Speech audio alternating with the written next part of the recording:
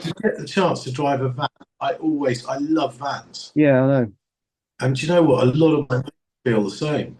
I've got Yeah. some mates that have got a lot of money and Mm. choose to drive a van. They love it. To be pointed out to people that they're quite difficult things to buy because obviously what happens to vans is they get shagged to bits. And if you don't Well, know, there's two types of van actually, James. There's the mm, lifestyle van, like the VW Transporter and that sort of thing, yeah, and then the workaday van.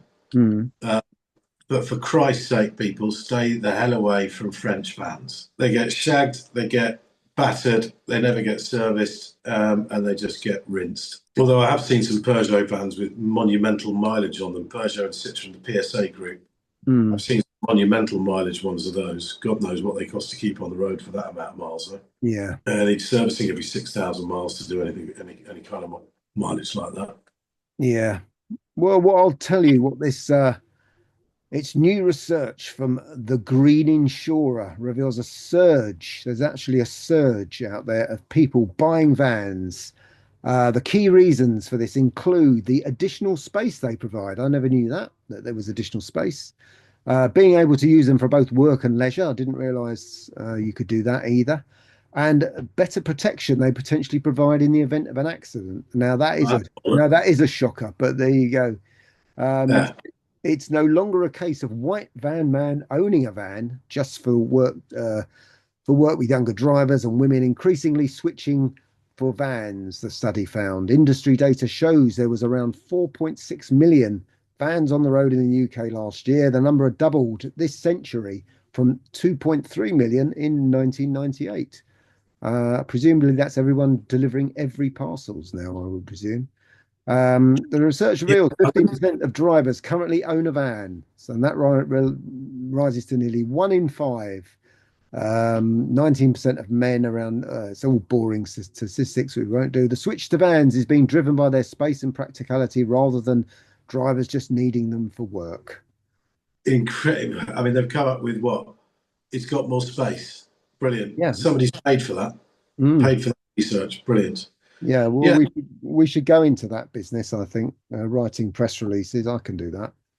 Or we can stand on the street corner with a clipboard, can't we? And we can speak to three people, and that's a survey. So that'd be good. But there you go. Yeah. So, but we knew that, and of course, Bradley likes a van. I like a van. The number you have dialed has been changed. That's somebody ringing us up to ask about the future-proof car care scheme that we're operating now, Bradley, which is good. Um, and also on the subject of future-proof, I don't know if you caught the other day, because strangely enough, when we were on the track driving the van.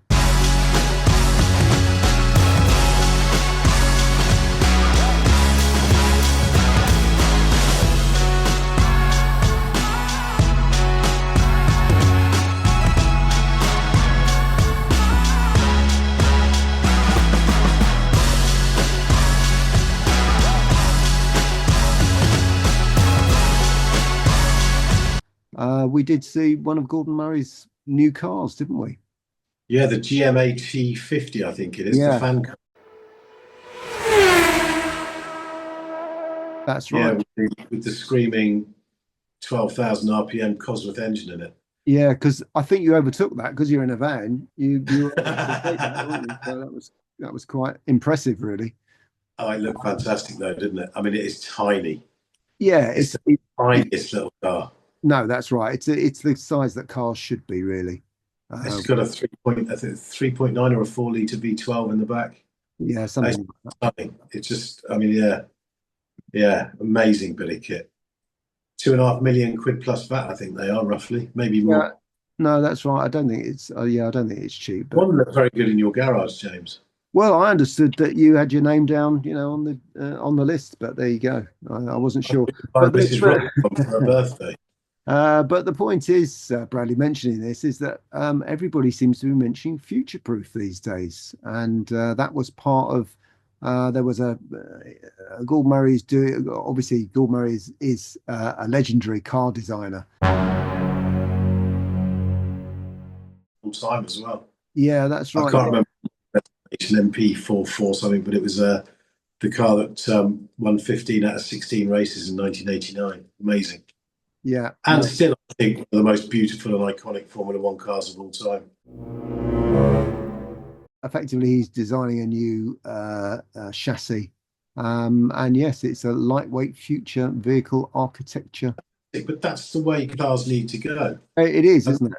Mm. Yeah, I was watching the guys at Throttle House. I like Throttle House. They're very good. And I was watching their review today of the Infiniti Q80. Yeah. I mean, I know it's a North American product, but who fucking needs anything that big? Yeah. I don't know what it weighs, but it's got to be getting on for 3 tons, that car. It's got a twin turbo V6 in it with 450 horsepower. It's a behemoth. Yeah. It is enormous. And then, you hear about somebody smart, clever like Gordon Murray, who is building lightweight architecture, but that's the future. Just please like and subscribe.